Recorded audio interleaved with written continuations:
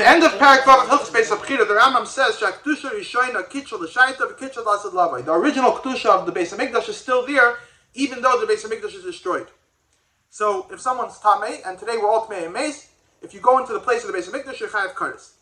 The Rabbit actually argues with the Rambam, but halacha, I think the Rambam is accepted. No one will tell you can go into the place of the Beis Hamikdash. So, I want to discuss what is the place of the Beis Hamikdash today. Now, I just have to be clear. I'm not chas v'shalom advocating to go on to the Har Bayis today. All the Gedolei Yisrael came with a clear issur against going on to the Har Bayis, and there are many reasons for that. But I want to have a theoretical discussion about the place of the Beis Hamikdash. Now, we know where the Har Bayis is today, and in Maseches Midas it describes that the Har Bayis was 500 by 500 amas, and the Beis Hamikdash within the Har Bayis was closest to the western side of the Har Bayis and furthest from the southern side of the Har Bayis. So based on that, we should get an approximate location of Beis Hamikdash. The problem is that the Har Bayis, as we see it today, is a lot bigger than 500 by 500 amas. So how did we get from the 500 by 500 described in Maseches Midas to the large Har Bayis as we see it today? So it's understood that Hordus, when he renovated the second Beis Hamikdash, he also expanded the Har Bayis and made it much bigger. So now we don't know where the original 500 by 500 amas are, and therefore we have a much harder time figuring out the location of the Beis Hamikdash. So before we get to locating the Beis Hamikdash, I first want to give a description of the Har Bayis as we see it today, so we'll get a better picture of what we're talking about. So the Har Bayis is like a rectangle. The walls are not exactly aligned, but it's somewhat like a rectangle. The western wall is what we call the Kaisel Maravi, the place where we daven is closer to the southern part of the western wall. Now in the Har Bayis, you have on the southern side of the Har Bayis, you have a mosque called the Al-Aqsa Mosque. Then you have an empty area, and then in the center of Har Bayis, you have a platform. You have to go up a few steps to get to this platform, and in the center of this platform, the bedrock comes up a few feet above the ground, above this platform, and there was a building, a dome, built over this rock called the Dome of the Rock. That's the basic description of the Har Bayis. Now, where is the Beis Hamikdash? Where was the Beis Hamikdash in this description? So, within Torah, obviously we're not taking into account archaeologists which don't take Torah seriously, but within Torah there are supposedly 3 opinions. So we'll go through these opinions and see which one makes sense. So the first opinion is the Radvaz. The Radvaz is really the only one that discussed this before the last few decades. The Radvaz says that it's clear that the place of the Kodesh HaKodashim is the place of the Dome of the Rock. In the words of the Radvaz, Hadavar Barer Shetachas Hakipa Sham Even Hashia Bli Safek. He says it's clear that under this dome is the Even Hashia without any doubt. And he continues, Ein Safek Hi Even Hazois Shetachas Hakipa Hi Even Hashia. Now, this also makes sense because this rock is the peak of Har Moriah. Now, it's pretty clear from Maseches Midas that the Kodesh HaKodashim was on the peak of Har Moriah. So, it's pretty clear that this is the place of the Kodesh HaKodashim. This also fits very well with the differences of elevation in the Har Bayis as we see it today. This platform, the differences in elevation between this rock, the platform, and the area in front of this platform fit very well with the differences in elevation between the Ezras Nashim, the Ezras Yisrael, and the Kodesh HaKodashim. Also, the eastern wall of this platform is pretty much the exact distance. Now, it depends which Shir Amma and exactly how you measure, but it's pretty much the exact distance away from the rock, from the place of the Kodesh HaKodashim.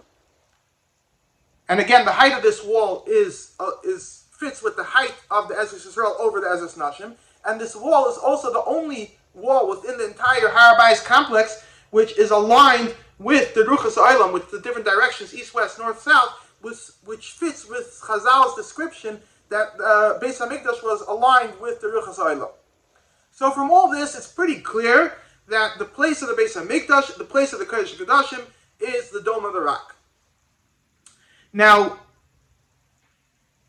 in the past few decades, Reb Zalman Menachem Koren wrote multiple books where he developed this opinion and explained it based on the Shir Amma of the Chazon Ish. And I think it would work out even better according to the Shir Amma of Reb Chaim Nah, as we'll say in a moment. So now there was another opinion which was developed over the past few decades, which says an interesting thing. He says that this Messiah, that this rock is the place of the Amnashia, is a true Messiah, but it got messed up over time. The original Messiah was that this is the place of the Shisin. The Shisin were under the Mizbeach. And over time, it was confused Shisin with Shia. Now, this is an interesting chap, but why would he say this? Why would he have to argue with Radvaz? It's for this reason.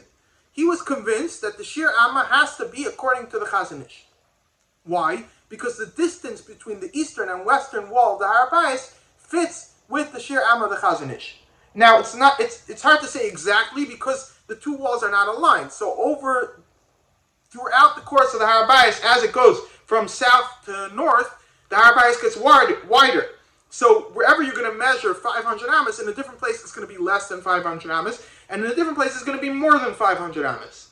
But it somewhat fits with the Shir Chazon Ish, and therefore he said that you have to say that the Shir Amma is like the Chazon Ish, and then it's very hard to fit. If you say that the rock is the place of the Kodesh HaKodashim, it's very hard to fit the entire Beis Hamikdash from the Kodesh HaKodashim until the beginning of the Chel, before the eastern wall of the Har Bayis as we see it today. So therefore he said, let's move the entire Beis Hamikdash back 100 amas and make the rock the place of the Mizbeach, not the Kodesh HaKodashim.